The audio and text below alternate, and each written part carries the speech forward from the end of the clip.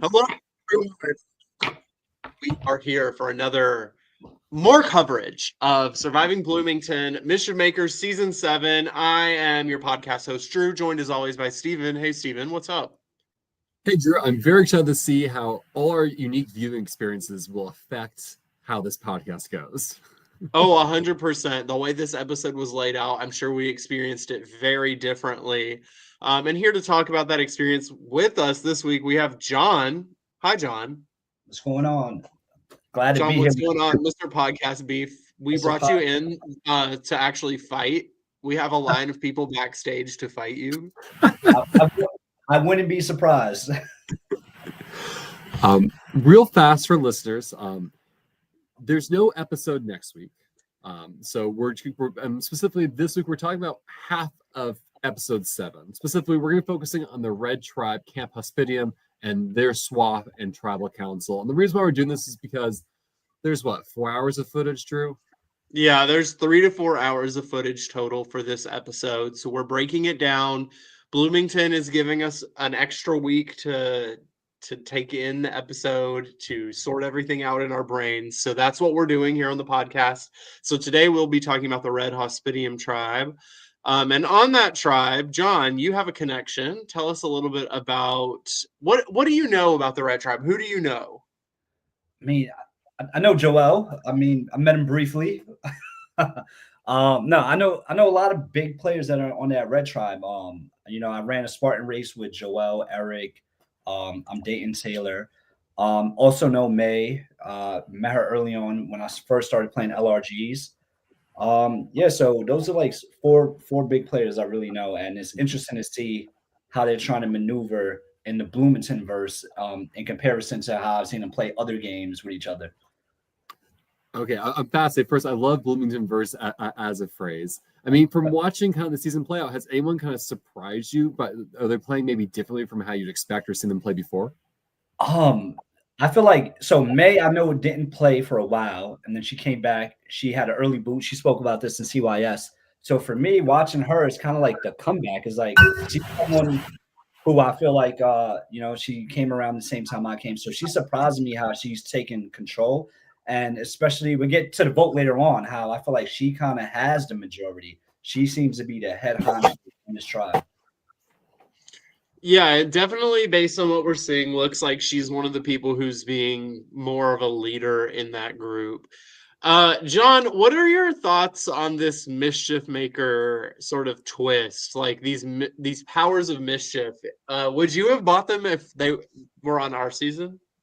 I feel like me and you and Big Daddy Matt would have bought as much as we could, and we would have definitely utilized them. So hell yeah, I'm kind of upset we didn't have those powers, but yeah, I'm loving it. Well, it's really fascinating watching because everyone kind of realizes like, hey, this is some fraction of an idol, or hey, this is an extra vote, and we saw everyone just burn all the keys really in the game on extra votes at the start of the swap rounds, right? And I think. I mean, we've seen it in play in our season. Extra votes can make a huge difference, especially in small tribes. So, I can't blame them for using it how they did. But man, I know one of the blue episodes is titled like Mischief Makers. So, I'm holding out, Drew. But no more bot this episode, or at least none were bought. None were bought by the Red Tribe. At least we'll give Steven a little shred of. Even the worst part, Trace mentions is like, should I buy a Mischief Maker? I should buy. No, I'm not gonna buy a Mischief Maker. I'm like, well, if it makes you feel any better, even if he did, it wouldn't have mattered. Yeah, it would have helped him. But so, I agree with his decision ultimately. But it's just like, someone's talking about it, but it's not gonna happen. Yep. Well, let's talk about this episode. So we open up with a surprise tribe swap. We are going from 3 tribes back into 2. We're going to be in 2 random tribes of 7. For this episode, we're going to be talking about the Red Tribe, which consists of Eric, Savannah, May, Drew, Joel, Taylor, and Trace. So it's a 5-2 split from the original tribes, and then from the swapped tribes, Eric is the only one from yellow, and then it's 4 from blue and 2 from red. I don't know. Jon, what are your thoughts on this swap tribe? So this is where the LRG background to me I was like, is it going to kick into play? Are LRG players, are they going to stick together? Watching the tribe swap, I was really, really concerned for I'm gonna call him Judge Judy. Judge Judy, I just felt like being an older player and having loose connections, but not really intricate. I was like, if they don't win, they might be going. And then I was also scared for players like Savannah. Like, I don't know how deep of a connection they have with the other players on red. Are they staying red? Well, original red strong, or what's really going on here? Yeah, that was my take on it. I was nervous. Yeah, because you have Savannah and Drew who have been red the whole time, and the two of them are close. Because we hear that like Zach was willing to take out Drew, but we actually never hear Savannah's opinion on if she was willing to do that or not. And then we sort of have this trio of Taylor, May, Joelle, who one have been together the whole game, and two have never been to a tribal, and they come over bringing Trace with them, who as I will say Trace has been known to several people this season as Purple Trace. Trace has been a little purple this season. Hey, we got to see him beat up a tree. Yeah, for those who are not aware of what purpling is in Survivor, when you're purple, it means you're very you're not super visible in the edit. You're very quiet in the edit. So we haven't gotten a lot of Trace, and then we get those people meeting up with Eric. And then, of course, Eric and Trace have the connection from Original Blue. But Eric kind of tells us, like, I don't really care. Well, this is interesting because, we hear Gibble say this. Eric has so many connections, right? He's played multiple games with Taylor, at the very least. He's been in a season with Joelle as well. I think he and Drew were on the same Survival Challenge cast, but both played Survival Challenge. Am I missing any? Those are the ones he tells us. Well, you also have, you can say the Outlast Alliance, where he didn't play with Jacob, but maybe that some type of, validity, we're alumni from the same show. So that's another one too. Yep. And so I think it was really interesting kind of seeing him reconnect with Joelle and Taylor and Drew. It's like, what's going to happen from that? Is this a pro or con? And I mean, spoiler, they don't hold on to these past relationships. They try to take them out, which I thought was interesting. Yeah, I want to talk about that. It seems like a majority of this original Red Tribe is kind of like, yeah, we need to target Eric. We don't really care that he has this challenge advantage. I would rather win another immunity challenge than get Eric out personally, just so I don't have to deal with another vote. I mean, y'all know me. I just whatever to avoid tribal council is the game plan for me. But they seem to not care. I don't know, John. Would you target somebody with a challenge advantage? I mean, but at this point, that's not even valid because they're both going to tribal, blue and red. So right, we start this second. We choose the correct path, and you follow, the red tribe. What does Eric do? 5 seconds is a challenge. He throws it. So at that point, it's like, do you want to keep that player around? Is he playing just for his donors? But I think Eric is intelligent for doing that because he's playing for his donors.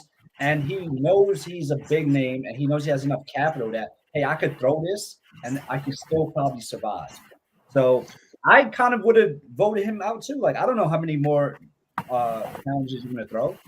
Do you think, John, if he makes it to the individual portion of the game, do you think he's going to keep throwing challenges, or do you think he'll renege on his offer? I think when it comes down to individual, everybody wants that. He's going to play for himself. So you don't think he'll follow through?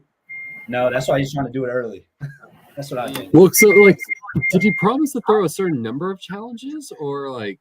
I believe, if I'm understanding correctly, he offered up to 10 challenges and was like, if there aren't 10, I'll refund the money if there aren't that many and pay the money myself.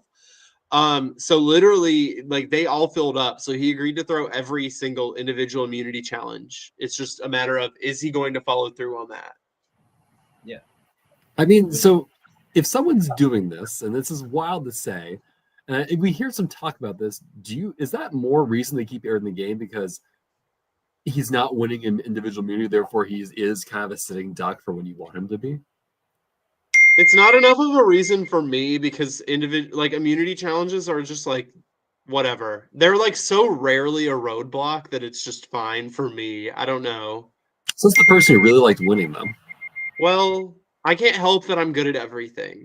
But with a player of Eric's caliber, right? He's a player who kind of has like that LeBron James switch, where if he needs to turn it on to win, so you can't say, I'll keep Eric because he's a benefit to my game and keep doing it. If it's down to me, Eric, and Drew, and we got to balance and carry some tires, whatever Eric is like, fuck it, I'm gonna go hard now. Now that's another person that could potentially beat us at the end. So I don't know. Well, spoiler alert, I'm not winning that one. But Drew, you and Daddy Matt freaking exchanged every individual immunity. You have me looking like an old man out there. I didn't win anything strength based. But yeah, I think it's interesting seeing this tribe kind of be like, yeah, we don't care that Eric is willing to throw challenges. We don't care that Eric has the challenge advantage. We're targeting Eric. And it seems like this plan starts forming to do this 3-2 split. But let's talk about this challenge actually that Eric threw. So this one has been done a few times in Surviving Bloomington past. Not our season. So Yep, not on our season. But you have to basically hold a plank with a bottle on the end, and if you drop the bottle or if you fall off the balance beam you're standing on, you're eliminated. The last person standing for each tribe wins immunity. For the red tribe, we see that is Savannah. Someone on the blue tribe outlasts Savannah in this challenge, so red tribe does go to tribal first. Oh, so these were happening simultaneously. These were not happening simultaneously, but they were timed because we decided that whichever tribe lasted longer would have longer to strategize for tribal. So Savannah did not last as long as the winner on blue did. So red goes to tribal first. Savannah wins. We had a great moment from Savannah actually talking about this win, saying that she kind of did this for her grandfather, who she watches Survivor with. And her grandfather really likes hosting these sorts of games and events, and they talk about Survivor. Love that moment. I love when we get personal content instead of just a wall of strategy. Steven, would you thrive in this challenge? The balance aspect I like. I suck at endurance so poorly. I mean, I think the closest thing we did was like, the balance the ball and the paddle part for our kind of like individual immunity during tribe session, and I did okay. I think I was like middle of the yellow tribe at that point. Endurance, it's just not my thing. What about you, John? How would this challenge gone for you? This is like the ball on the paddle. Motorcycle hands. My hands are shaking. I rode motorcycles for a lot of years. So yeah, balancing is not my thing. But I was really happy that Savannah pulled that one out. I never met Savannah, but I like the personal story. I'm like, this is someone I would want to work with, be friends with. So I was really happy. And I felt like Savannah needed that win because I don't know what this red tribe is thinking. They're kind of chaotic. That's how I look at them. Yeah. I've been wondering about the red tribe and Savannah's place in it because, given that we look at the blue tribe where Zach and Allison are in this minority against the 5 blues, there's a high chance one goes home. And so Savannah's like, I'm curious, like with how tight perhaps Taylor, May, and Joelle are, like, is she going to be banking on that? Is she going with the idea of red strong, or is she got to take a different path? May is neither confirming or denying that they are a chaotic tribe. They are a chaotic tribe. How is May not nominated for Villain of the Year? Anyway, all right, let's continue. She hasn't been that villainous. Yes. She's gonna have her time to shine soon, right? Yeah, not yet. All right. I don't know about this challenge for me. I am not bad at endurance unless it hurts, and this one will hurt your arms eventually. So I can't do endurance that hurts. John and I lost an endurance challenge because I just couldn't do it. Drew, what endurance doesn't hurt? The paddle, the ball on the paddle. I didn't hurt during that challenge. That's why I won, because it didn't hurt. The second it hurts, I just can't do it. During the core challenge, the foot on the holding up the crate. Yeah, that one did not go well for us. My thighs were killing me. But yeah, so Savannah wins. It seems like Savannah and Drew are just kind of automatically assuming they're still in good with Joelle, May, and Taylor. Mm-hmm. May also tells us, like, yeah, I've connected with Trace. I'm good with Trace. I think Trace will do kind of whatever we want to. And Trace is just kind of like, yeah, I'm good with May. I don't know, John, what's your read on Trace this season? Is this Trace's first game? Yeah. This is Trace's first ever game. So I met Trace outside of the game. Trace Rutabaga. We didn't get to see the Rutabaga come out yet. So that's Trace's alter ego, and we need that game player. I think Trace just is probably suffering from like imposter syndrome at that point, where they're just indulged with all these LRG players, and like someone says they're good, kind of like not to the same extent as Little Matt was in our season. Like, oh, I've seen some of these people, I just want to work with them. I kind of think that's kind of what Trace is stuck in, where I feel good. This person said I'm good, instead of knowing that all these people are freaking hyenas and they're trying to get you out. Yeah, I think Trace is maybe not realizing that, like, when he talks to people and they say, like, we're good, he's taking it at face value rather than thinking, like, oh, I need to be scrambling right now. Or so, like, he's coming into this down, like, 5-2 theoretically, and he's thinking, like, well, May told me I'm good and I trust May, so I'm just going to trust that I'm good and that we're voting out Eric. Which, to be fair, he could. Like, he was right to trust that, because they were not trying to vote him out. Like, they weren't putting the majority of votes on him. Let me rephrase that. Yeah, but then Trace, and then that's the difference from players who played a lot. Trace, like a player like me, I'll be like, well, where do I stand in that pecking order now? I'm good against this Eric vote. We lose again. I'm still in the minority. So am I just slim pickings? And I think that's where Trace is kind of like doesn't know the game yet.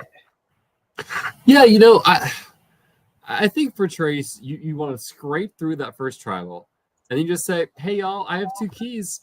I guess I'm playing them. Let me know otherwise, and kind of see what people come to you as, if they're pitching anything, or if it's just like, yeah, no, you should play your keys. Good luck. We'll figure things out afterwards.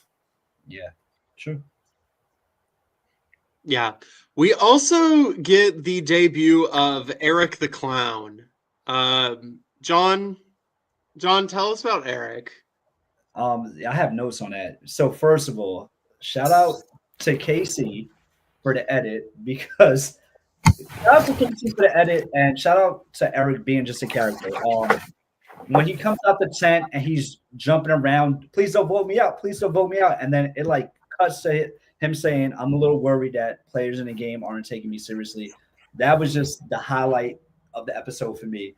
And it just shows the duality with Eric, that Eric knows how to play the game. Like, you could throw challenges and be in everyone's face and still be safe, even though the vote does go towards him. But Eric knows how to play the game, and I think just having a capital, having fun with it, yeah, it was a highlight. He's a character. I need more Eric on my screen as a clown.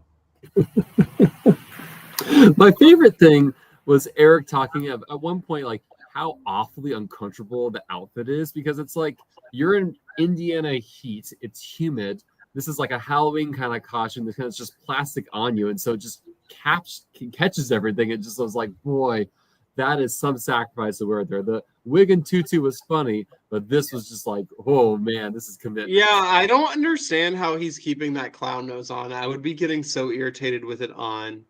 But yeah, this is one of the costumes that somebody paid Eric. They sponsored Eric to wear, and we get the nose, the costume, the wig, the horn. Yeah, and Eric is coming into this swap not in a great position. He tells us he's going to have to lay prostrate at the feet of the original Red camp, which is I'm 100% sure he meant to say prostrate. Laying prostrate is deadly. You might need to take some finasteride for that. But laying prostrate at Original Red is definitely the move that Eric needed to make, and it's good that he realizes that. So he goes to Drew, it sounds like, and tries to plead to Drew, ask Drew what's going on, and Drew's like, yeah, for sure, there are some cracks, but I'm not going to tell you what they are. So the word you're looking for, Drew, is thinking a malapropism. A malprop. It's like you've misused a key word in an iconic phrase. Yes.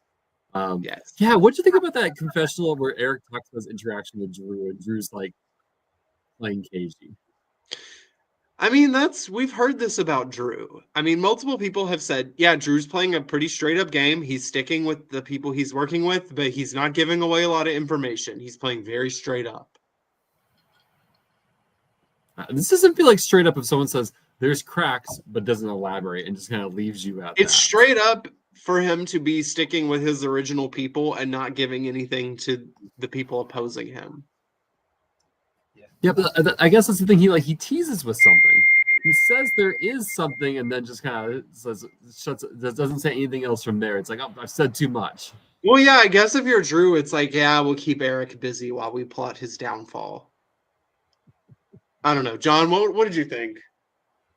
For me, so when I first saw the cast release, right, instantly I saw Eric had most connections. I don't know how close he was to Drew. So seeing this, I'm still scratching my head. I don't know if they got to play on the same tribe or went far together in Survival Challenge. So it's interesting that Eric has this connection, but Drew is so eager to stay tribe strong, which at this point in the game, I'm like, forget tribe strong, man. You got a connection with Eric. Try to bring in some of his other connections and shake stuff up. He doesn't tell me about all the cracks I'm not supposed to get. Yeah, so yeah, it's interesting because going into the game, I'm like, Eric is either first boot or Eric is winning. He's too connected. But it shows that even though he's connected to Taylor, Joel, and Drew, that's not really helping him. He's basically expendable to all of these people he has relationships with, which I would not assume.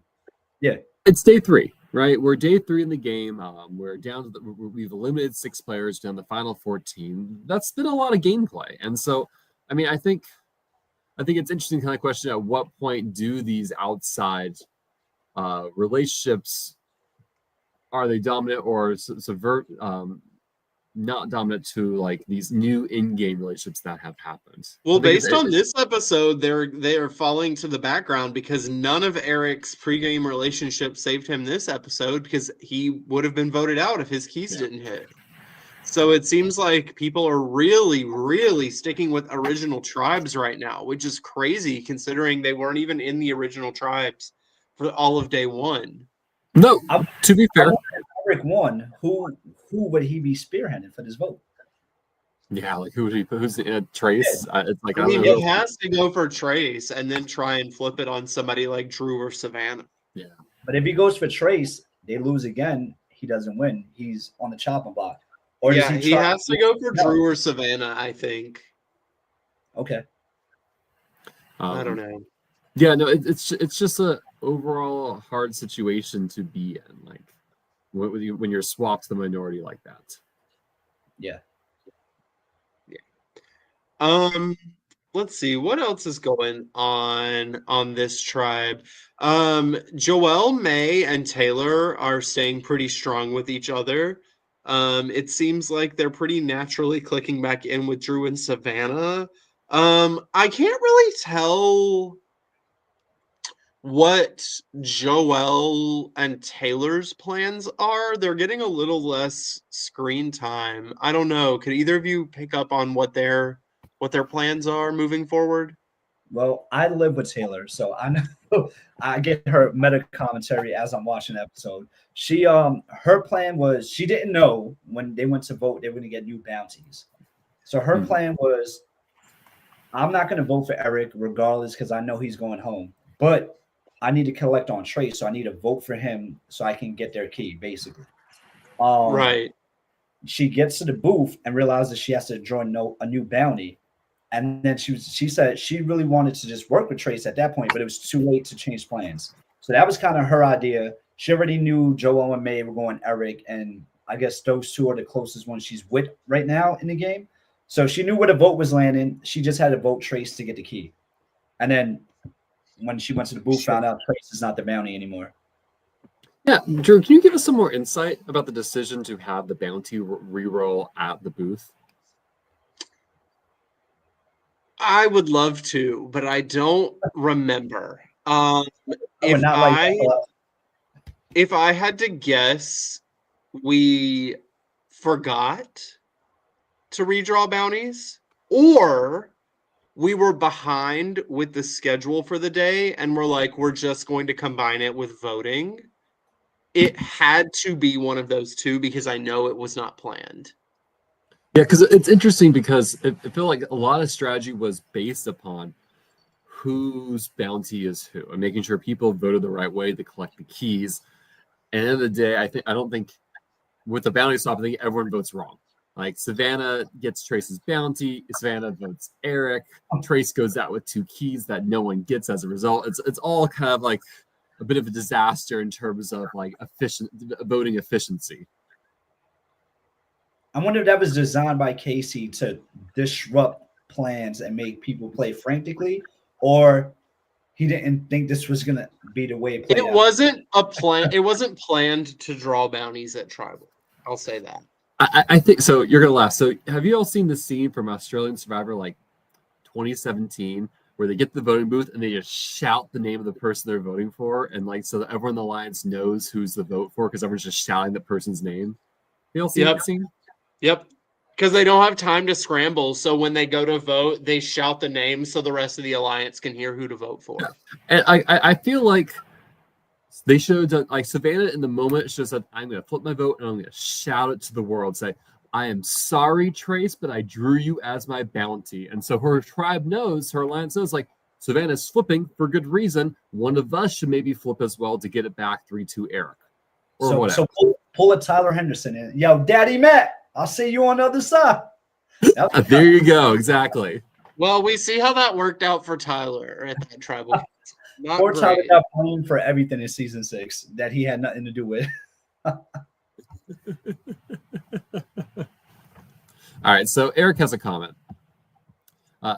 So he says, like, a clear move for him would have been to try to get him, Trace, Savannah, and Drew to go against the obvious trio of Taylor, Joelle, and May. Yep.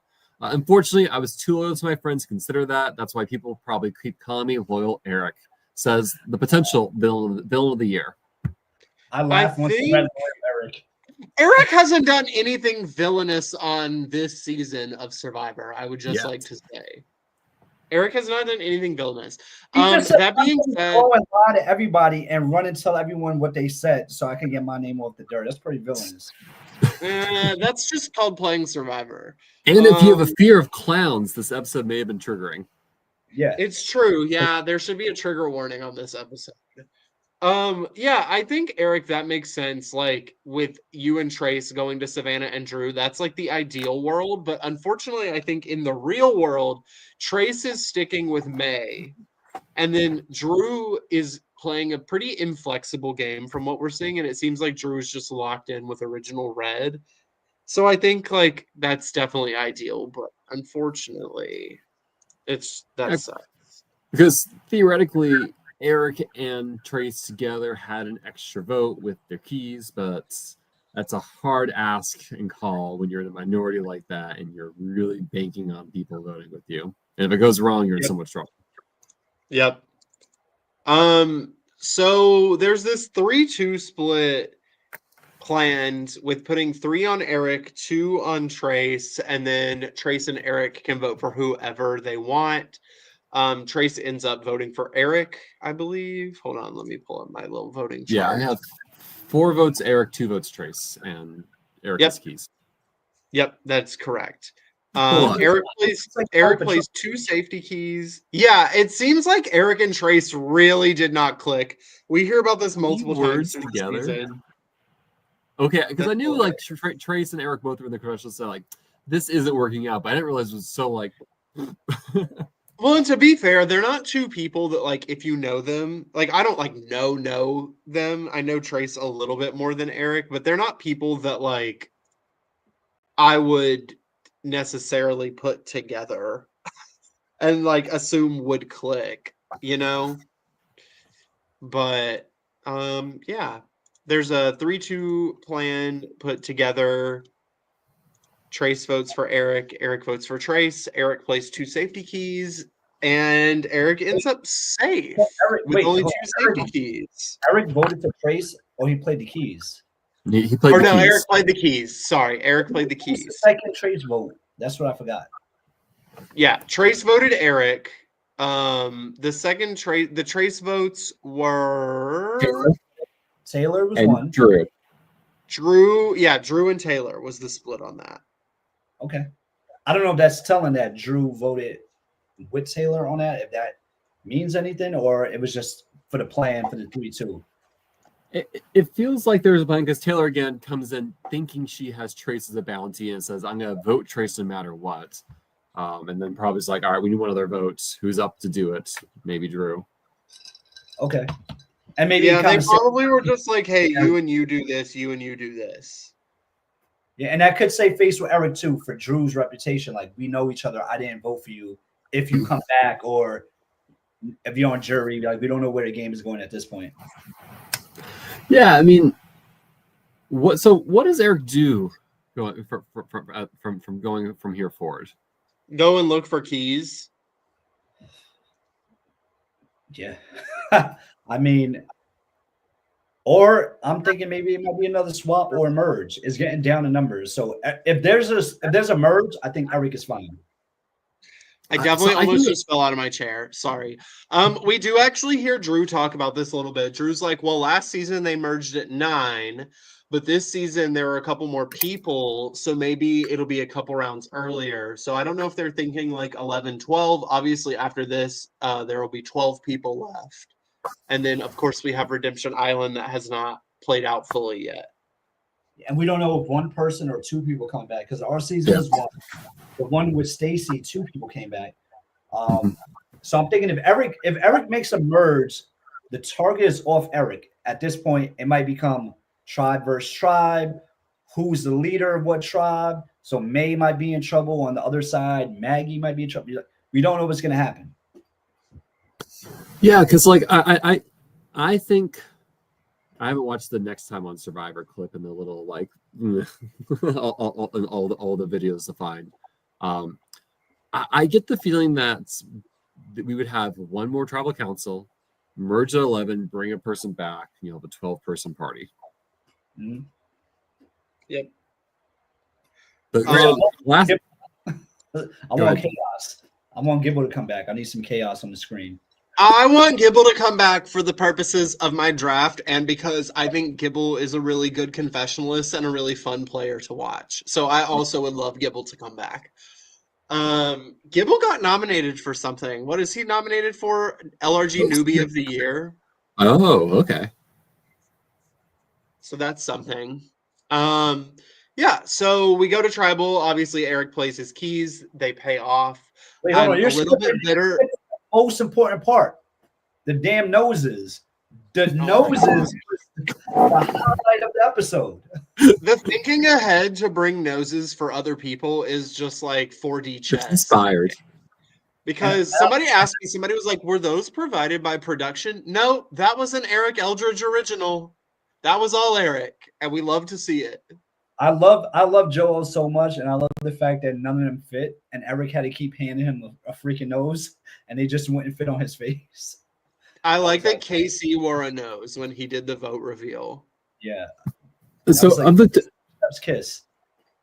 Of the 2 episode versions, I think I like the Anxious Clown better with how Tribal Council, because you don't see Eric pass the nose to KC. You just like the first clip is you have Casey reading the votes, and he just has the nose on like everyone else. And I don't know. I love that editing around the red noses everywhere. I just wanted to say that I am bitter at Eric this episode because there was a time in Surviving Bloomington Pass where I played 2 safety keys.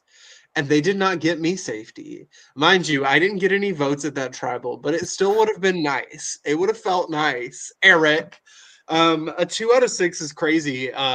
Big move. I think it's what he had to do, and it paid off because otherwise Eric goes out here and Trace stays. Steven, what's your prediction for how this group of 6 moves forward, minus Trace now? I mean, unless something really weird happens, Eric plays his advantage.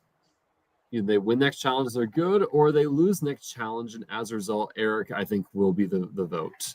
Unless something, again, really strange happens and somehow May, Joelle, and Taylor want to turn on Savannah or Drew. Yep. John, what do you think about this tribe? All right, I just want to backstep a little bit. Yep. Great meta commentary from Eric. I loved him jumping out with the little air horn when he's about to vote. That was top tier entertainment. And then he said something at the voting booth, which I love because I like to highlight my girlfriend.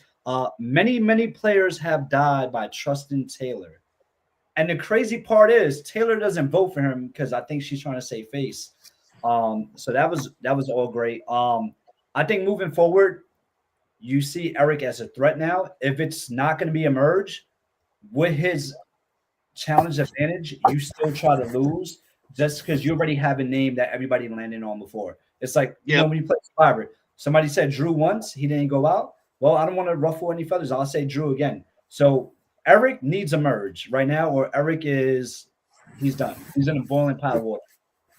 Well, I guess the question is, if you're one of the other 5 and you lose the next challenge, and it's like, okay, yeah, the 5 of us can vote Eric, but also if Eric's the easy vote, what if he plays something? Then what do we do? What if Eric pulls out an idol or 6 safety keys? Then what do the 5 of us do? And that's the crack that has to be used to wedge yourself in. If you're Joel, Judge Drudy, or Savannah, what you're going to do is you're not as big as Taylor and May. So I'm not even worried about that because if Eric does play something, I said true to my alliance, he's gunning for one of those 2 girls. So Joel, he said it perfectly. I want to be the sidekick of the season. And he's been outside of the spotlight. Be the sidekick. So if I'm those 3 players, I don't care. If I'm Taylor and May, I'm maybe thinking about it. I think May is more of a game bot than Taylor is. Taylor goes more off of like emotions and vibes. Maybe May's thinking that far ahead, but the other 3, who cares? I'll go with my alliance. Eric plays something. Why would Eric vote out Drew, Savannah, or Joelle before the other 2 girls? Doesn't make sense. And something else we might need to think about. So let's assume one of the minority players from Blue is voted out.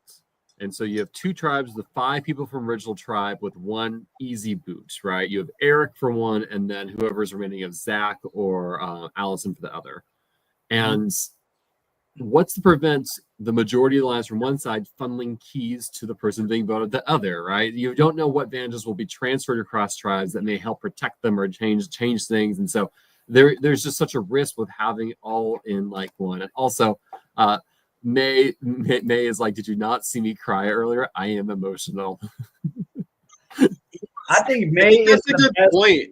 I think the issue with key funneling with this specific situation, so the individual immunity challenge that we did was done very late at night, the night before. I don't think we finished that challenge until 11 p.m. midnight. And when we were doing it, we told the tribes that they were on lockdown and they couldn't talk to anybody on the other tribe. And then as soon as the challenge ended, we also had them on lockdown and they weren't allowed to talk to the other tribe or interact with them. So they weren't allowed to exchange keys in this instance. Now, normally at a challenge, they would be, but this one, because we were so behind with scheduling, we were just like, hey, no, everybody be quiet. You're not allowed to talk right now. This is where you're going. We're going to lead you to your place. This is what we're doing, blah, blah, blah. So there wasn't really time for a key exchange here. But for future rounds, there will be. Yeah. So that's what I'm thinking. Like next challenge, we might see that happen. Yeah, like they could easily funnel keys to Eric, assuming the next challenge isn't a merge, or another swap. Another swap would be fun. Why would they? Self-preservation at this point. Why would I funnel keys to Eric? Yeah. If Eric's your ally, you funnel keys to him. I mean, Tyler and I funneled keys to Brady on season 6, and that would have helped had Kim not stepped out of the game. It would have saved Brady. If we look at this season, a couple of episodes ago, we had Jacob, Kafan, and Eric. Hey, I have this amount of keys. Eric says I have this amount of keys. Jacob gets spooked in yellow, plays keys for an extra vote, which he knew he was getting 2 votes. He was safe. But at that point, it just shows that it's self-preservation right now. And this season, it looks like that people aren't willing to give their allies keys. Like me and Rachel were giving keys constantly. Brady and Tyler, you and who else? I think Tyler you gave keys to at one point. You It even was gave Tyler, and Brady were all exchanging. Yeah, this season is very different from our season, where our season, people were playing a lot in like duos and trios. This season, everybody is playing like individual, but also like being very loyal to the big group. Our season was a little bit more fluid, I think. Yeah, and I think Jacob's move of showing Eric how many keys he had on yellow, knowing he's getting 2 votes and still playing it and saying if everyone voted the way they said they would, we're good. That made no sense to me. But he played keys. That's showing me like I can't be your ally if we're showing we have this many keys, we can do something together, but you're getting spooked. So based off of that preface, I don't think a lot of players in this season are giving keys to anybody. I think they're trying to hold on to keys. Yeah. John, do you think anybody's gonna buy Powers of Mischief and use them? My bet is on Allison. She does seem That would the be fun. type. Yeah. Gosh, I would live for it. With that, Power. is there anything else to talk about regarding actual content of the episode? So Trace has 2 keys. He finds like he finds one in the wild, but nothing really comes of that because Trace goes out and no one gets the keys. Taylor has that bounty multiplier, but isn't able to use it. I think that's kind of it for advantages and powers. Yep. Yeah. Steven, do you have some gifts for us from the episode? I do. Give me a second. Also, because we haven't really talked about it, the formatting of this episode is very unique. This episode is called Mandela. We'll discuss a little bit more on the next podcast recap why it's called that. I think Casey wanted to give it some space for people to let it play out and let them have their own experiences with it. But just make sure you know that there's more beneath the surface than what it seems. Steven, talk to us about these gifts. Yeah, so we have the first challenge throw that Eric will do this season, maybe or maybe not. And one thing I really I loved having this be at night with how the fire really reflected in the bottles. I thought that was really kind of like clever camera work, and I really enjoyed it. So you get that cool scene with the flip the bottle, but also Eric beginning the challenge, so everything. Yeah, this challenge was intentionally done at night. We were supposed to have a night challenge last season, but had to push it off to the morning because it was too late. John, the challenge where we did all the running around answering the questions after Devontae told the story was supposed to originally be at night and be under torchlight, but because the tribal the night before went so late, they pushed it to the morning. So I'm glad we got to have a night challenge this season, especially with the lighting. I think it made it really fun. No, yeah, that's good work. Is that the 5-hour loop? That's no. I didn't. I made this gift before I saw there was a 5-hour loop. No, I don't know what you're talking about. That's an important video to the lore of Surviving Bloomington. Oh man. I don't know. When Eric comes out and does the "Don't Vote Me Out" dance with the horn and all, I was like, this is amazing. I hope if Eric gets casted for a Big Brother game, a punishment is a clown suit, and he just has his own on deck. I mean, that would be so good. You know what the real shame of the season was? Because like Bloomington, the yellow tribe is always a surprise tribe, right? So you never bring yellow clothing. Casey's like, here's a shirt, wear it. Had Eric known there was a yellow tribe and he prepared an outfit for a yellow tribe, I'm so curious like what that would have looked like. Yeah, maybe this is a lesson to always have a backup outfit if you're fundraising preseason. Yeah, Eric answered. He had the Bloomington takeover. That was a question. I said, "Why no yellow tutu or bird suit?" He said he didn't know that was a color. Yep. So next time.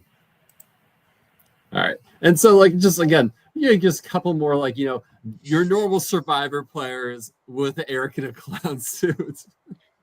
Imagine this on an actual season of Survivor, that you're just like walking by somebody watching the show and you glance over at the TV and you see this person on screen. That's crazy. I think Casey should dub some Eric dancing into a new black and white episode, just with no sound, just Eric dancing in a silent film. Eric saying, I can't believe I didn't bring a yellow, orange, violet, green, black, and white outfit too. I know. Like, and to be fair, Bloomington's pretty consistent with colors, but next time, man. All right. This may be fun just because we get a rare Big Matt sighting in the game and a dog. So Also, Megan and Elisa are there too. Put some respect on yes. Wolf. Yeah, Daddy Matt. If anybody hasn't seen Daddy Matt, number one, did a lot of the hospitality for us with providing like food for crew. But also he was a photographer for us. And if you check the Facebook page, the Surviving Bloomington Facebook page, we have a lot of his photos uploaded every week that he took during the season of Cast and Crew. So definitely check that out. I was so thrilled. There was a scene where everyone had the red nose on. They look so sad. How did you get that one? Because I thought Joel's would not stay on to even get a shot. There was like a brief moment where it was on, and then Joel gave up right afterwards. I'm gonna print that out and just put it in the back of the office. That's so good. This is one of my favorite gifts that you've done, Steven.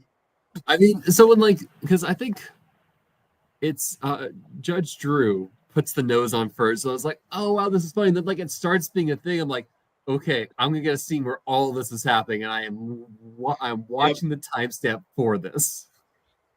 Send me that one, please. Yes. Yeah, this is a good one.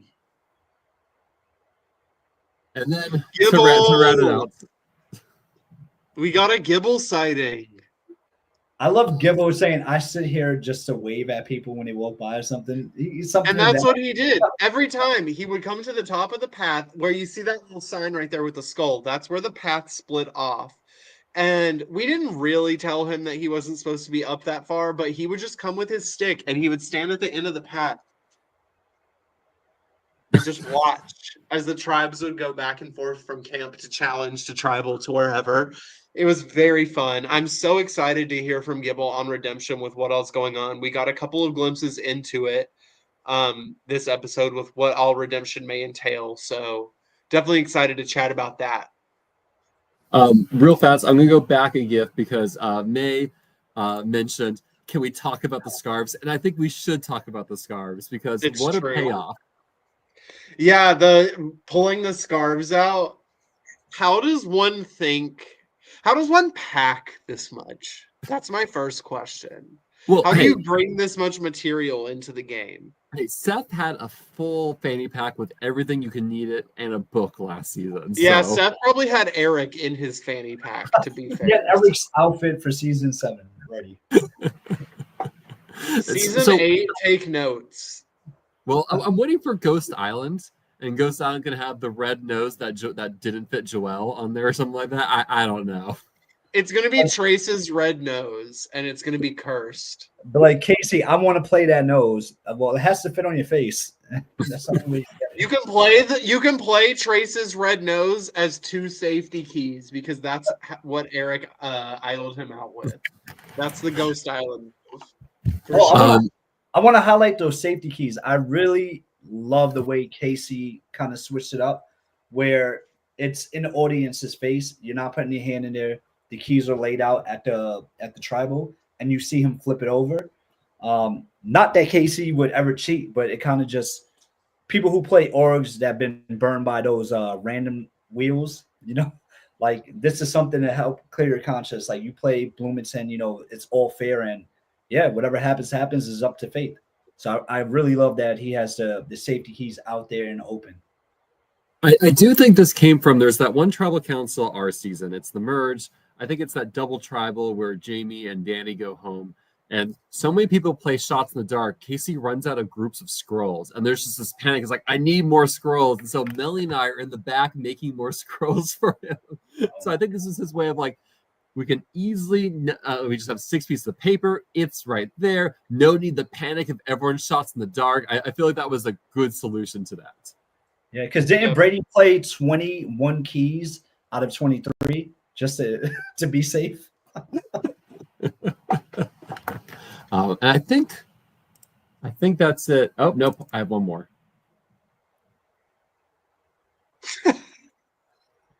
It's just like legend.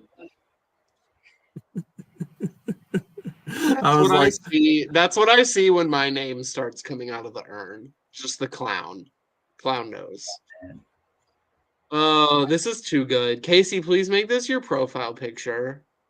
I mean, I was wondering like if I should put a little like wording at the bottom, like it's Eric's world we're all just living in, or like I don't know. There's probably a good tagline out there, but this is just such a fun moment when you just the reveal of like Casey wearing it to the read the votes. So good. I love it.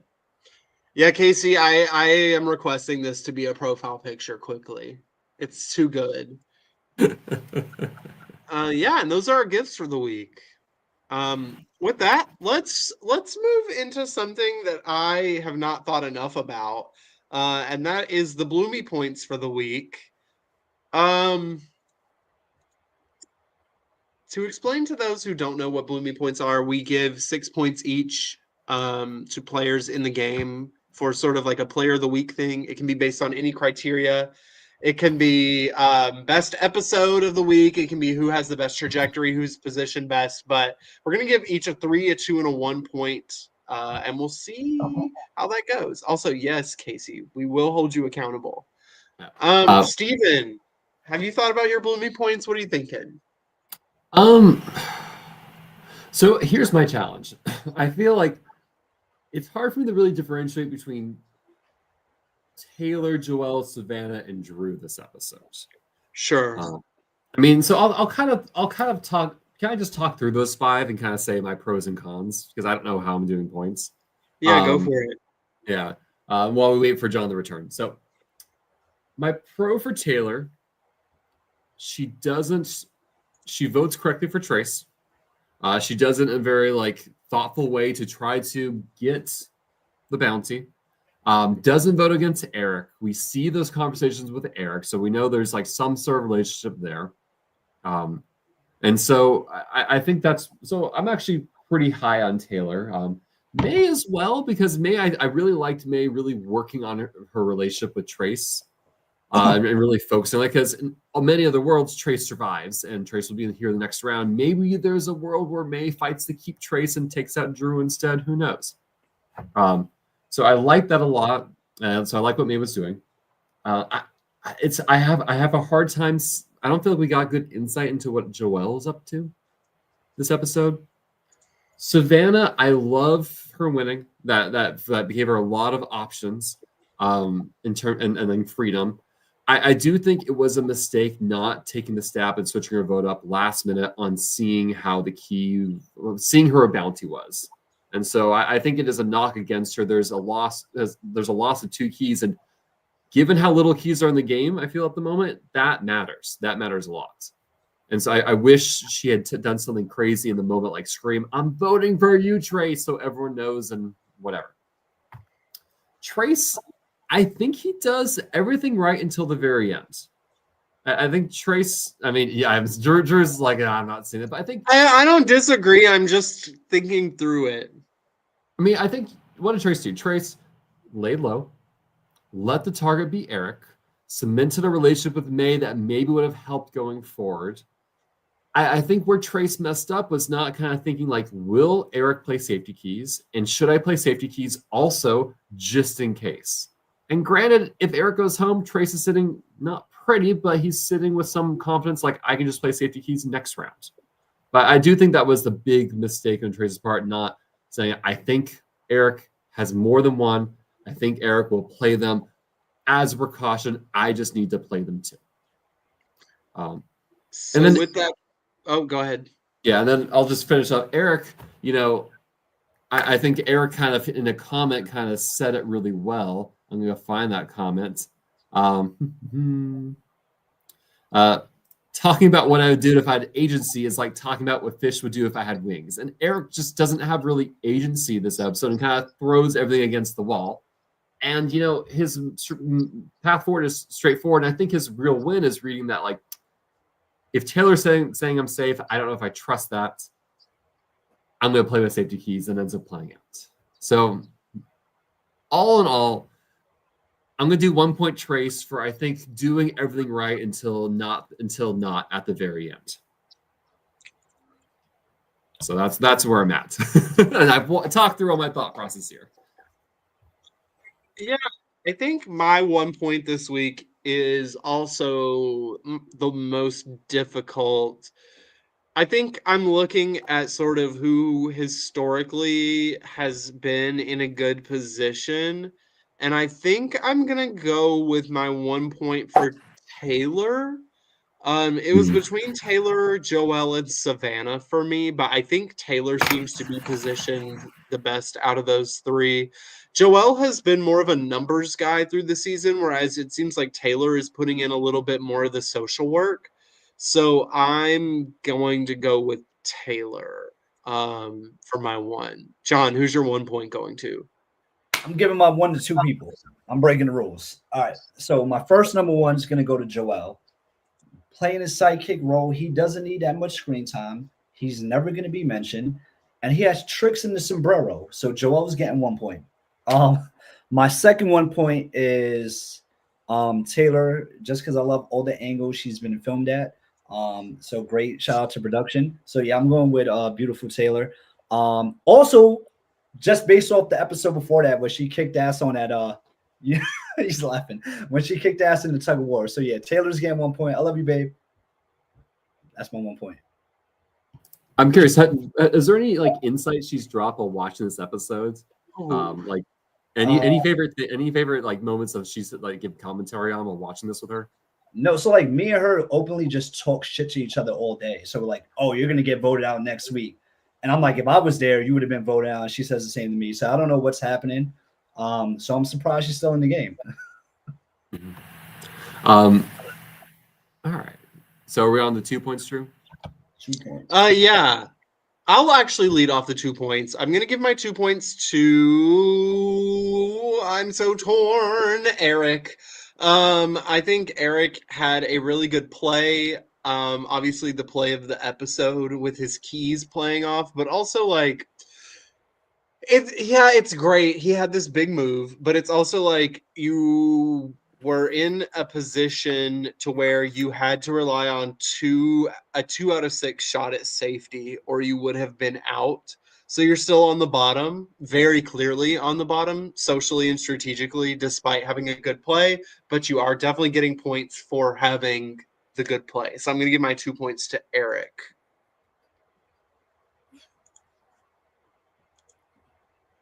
Somebody. That's kind of shocking. I live to surprise. I know my 3 points, and I think like I'm gonna pull a John. I'm gonna break my 2 points into 2 winners. I'm gonna give a point to Eric. I think making the reads, knowing the play is keys, and then better to be lucky than good, right? He's able to work it out. So I definitely 1 point. I was tempted to give it 2, but I do think I want to give Savannah a point as well for winning the immunity. Oh, that's true. That's a good call. Yeah. John? My 2 is going to Savannah. First of all, winning that where I felt it was a pivotal part in the game that Savannah needs to win. Because like we've mentioned throughout the podcast, we don't really know where she sits. Is she blinded by this tribe strong, or does she have these connections? Watching Survivor, LRGs, watching any type of reality show, you need grounded people as well as characters. You know, a lot of characters are grounded. And, you know, I never met Savannah. I don't know anything about her, but like her story actually touched me. Like I felt connected. Like you come into these games because of your relationship with your what was it, uncle or grandfather? I forgot. I've been drinking whiskey, but her relationship with a family member got her to play the game, and she's you know, she felt pride in herself of going out there and proving she could do this. I really love that. I feel like she's in a good position now with the Eric and Trace drama. So Savannah's someone I could see making Final 7 or even Final Tribal. So I'm a big Savannah fan. I'm giving her a 2 for winning. And she beat Eric. Like Joel said, he beat Eric. So she beat Joel, Eric, and Taylor. So yeah, she's getting 2 points. I'm going for her. John, who are your 3 points going to? My 3 points? Yeah. So I'm mad that the title was not Eric saying it. It was actually Trace, the anxious clown. But I'm going for the actual anxious clown. I'm going for Eric. We had entertainment, strategy, scattering, who's running around frantic, and then a successful 2 keys played. So Yeah, it's going to Eric. He had everything I needed. He had checked every box for this episode. So, and he had to take over. Like Eric was, he got the EGOT for the week. I'm going for Eric. He got 3. I am doing my 3 points to May. I really liked what May was doing, and I think a lot of May's hard work got foiled with Eric's successful key play. But I like May really working to cultivate and build that relationship with Trace. And May, I feel, is in a very solid place in this trio. And this is, again, I know we were kind of harping on like, oh, Original Red sticking together, but like, this is their first vote. This is May, Joelle, Taylor's first vote. And I can't fault them for sticking with each other. And I feel very confident about her place within kind of that group as a whole. Yeah, I agree. My 3 points are also going to May. It just feels to me like May in that tribe at this moment is in the most central position. She has Taylor and Joelle. She's leading the strategic conversations. It seems like she's kind of in the middle of the 2 pairs of Savannah and Drew and Taylor Joelle. She's well liked. She's socially integrated. So yeah, it was really tough for me. I was between May and Eric for my 2 and 3. I just think May is better positioned overall, so that was the tiebreaker for me, but we'll see how it goes moving forward. We see in the preview for the next time on that Eric will be using his challenge advantage next episode. Oh, that makes sense. So that's something. It seems almost like from the preview that his tribe was pushing him into it, and he was kind of iffy on it. But I don't know, John. I got a question for you both. So I'm a player sometimes who holds grudges, and I bring things from past games. Will we say? Do you think Taylor and Eric feud is something that's brewing, maybe based off what happened on Pennsylvania? They worked together in Pennsylvania closely. Taylor made a split vote so she could go against him and fire making the Final Four, which she eliminated Eric. So do you think that's playing any factor in how Eric is trying to maneuver in this game? He's trying to distance himself from her. Is that why he played his keys? Is she maybe thinking that Eric is going to come for her because of that? What are your thoughts? I don't think that there's any space for that to come into play for Eric. It may for Taylor, but for Eric is realizing that he's on the bottom right now of what was a 5-2 and is now a 5-1, and he's the one. So yeah. I think for Eric, it's less so like I need to gun for Taylor and more so like I need to survive. Yeah, I've never had that iterative experience in a play, playing like a Survivor game with someone so closely, then being back in the game and being like, oh, we are kind of in different sides now. I've never kind of had that experience myself. I do think this is Taylor's privilege of how she wants to act on it. You know, if like given that, like we said, Eric, his game is going to be very straightforward this next round. Win the challenge, or find a key, or like pray that, you know, someone else is going to enact a plan and bring him in. Right? I think if agency is the word of the day, I think Eric's game is going to lack agency for the time being. And so, you know, Taylor knows his game better than a lot of people because she's played with them.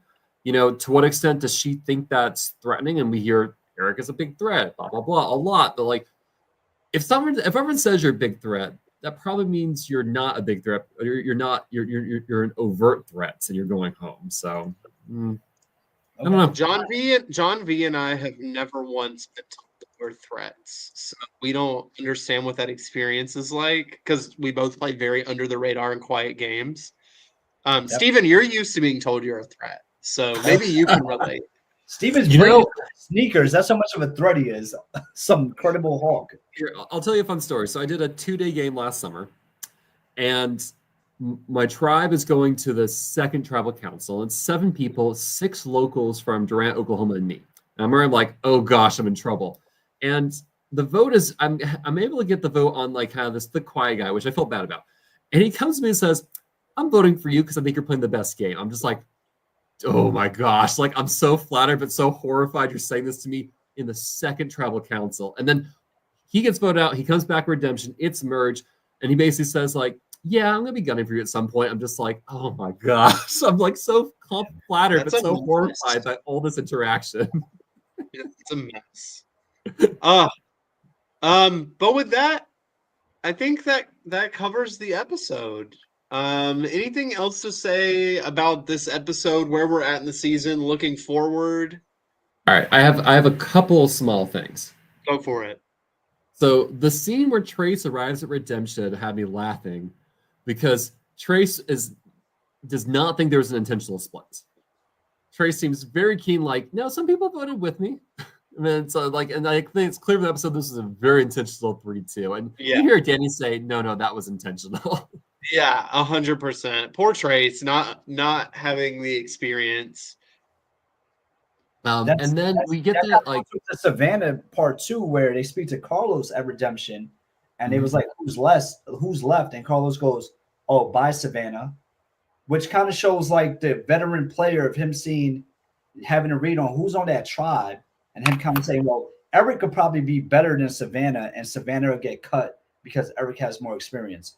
So I don't know if that was where you were going, Stephen, but that's something that I had written down. I've got to talk about.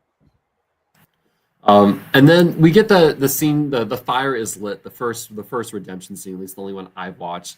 And I love how angry Danny is about they swapped from the Yellow Tribe, they didn't use any of the campsite that I set up. Like you can just hear how ticked off he is about, like, I did all that work, they voted me out, and then no one even used it. And so that you'll hear multiple players talk about it. The yellow camp was awful. It was near this like swamp basically, and there were mosquitoes everywhere, and it was miserable. And I'm glad that they didn't have to sleep there because I would have been unwell having to sleep there. So I'm glad no one did. It was crazy. Me and Steven had to experience that. It was horrible for Yellow our first night. It was horrible. We had sleeping bags, 4 walls. It was horrible. But yeah, Yellow was a rough campsite, and Danny was right when they said that. Yeah, if I was in Danny's position, and I'd be like, they voted me out, and they didn't even have to stay in that nasty campsite. Boo. But yeah, Redemption's fun. John, who do you want to come back from Redemption? I want Gibble for the drama. And then I really want Danny to come back. I feel like they did not get the proper return. Like, I love all the creativeness with Surviving Bloomington. I love everything they do. But Danny is such an iconic player to go out in a silent film episode, to me, did not sit right. It could have been anybody else. It's like, Danny? Hell no. Danny needs to be in a freaking concert episode going out. Like, I was excited to see Danny, and then Danny going home early, Carlos going home early just showed me that I don't know what the hell is going on this season. Big names are just getting hit. And yeah, if Danny comes back, I'll be so excited to see what Danny could do. Yeah. I think the theme we're seeing with this season is if everybody's a big name, no one's a big name. So but yeah, I believe that wraps up our coverage. Stephen and I will be back sometime next week to cover the blue half of the episode. We'll figure that out when we figure it out. No Surviving Bloomington episode this weekend. We're taking the week off to digest this monster of an episode, like 4 hours of content. But it'll be back next Saturday for another episode. In the meantime, John, what are you up to in the LRG world? I got a couple plugs. So shout out to Stranded, first season. Episode 2 is out right now. Bi-weekly or maybe every 3 weeks, episodes will be coming out. So shout out to Stranded. I competed in that with a lot of other big names. It's a great LRG. It's a 2-day Survivor game. LRG awards are coming up. Shout out to everyone who's been nominated. Hopefully I see you two, both of your names up there, and hopefully you guys win for best podcast, because I definitely admire what you do. I was so happy to be on today. Besides that, if the rent can't get paid, catch me on OnlyFans. No, I'm just joking. That's all I got right now. The Venmo will be in the description. No, I'm just Steven, what are you up to in the world of LRGs and Survivor? I am doing this podcast with you all. I do promise next week when we talk about the episode, I'll have a flow chart for how everything was laid out for the Mandela effect. Yeah, we didn't talk about Mandela, not Mandala. We did It's not. It's the Nelson Mandela effect. I don't know what you're talking about. We didn't talk about that for a reason. Casey wanted to give the episode time to sit and everybody to figure it out and digest it, but we'll talk about that next time. Steven will have a flow chart. But yeah, Steven, what else are you up to in the world of LRGs and Survivor? I'm podcasting just Survivor 48 with Daniel B on for the LRG podcast, and then I don't know. I've just been getting a bunch of emails from students today asking to be let off the wait list. It's been incessant. Good times. Fun. Yep. We have Survivor 48 going on. Australian Survivor is finishing up this season, having a, in my opinion, not great ending to what has been a fun, chaotic season, but it's okay. It'll be over soon. Because we have Australia versus the world next, and that's all. Australia versus the world premieres at the end of June, so that'll be fun. Shawnee is my favorite Survivor player of all time, so I'm excited for more Shawnitent.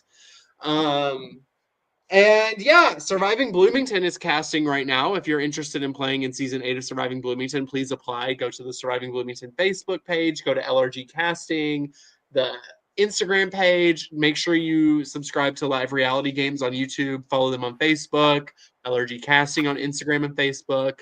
And yeah, Steven and I will see you to talk more about Surviving Bloomington Mischief Makers next week. Thank you all very much. Have a good night, everyone. Oh, John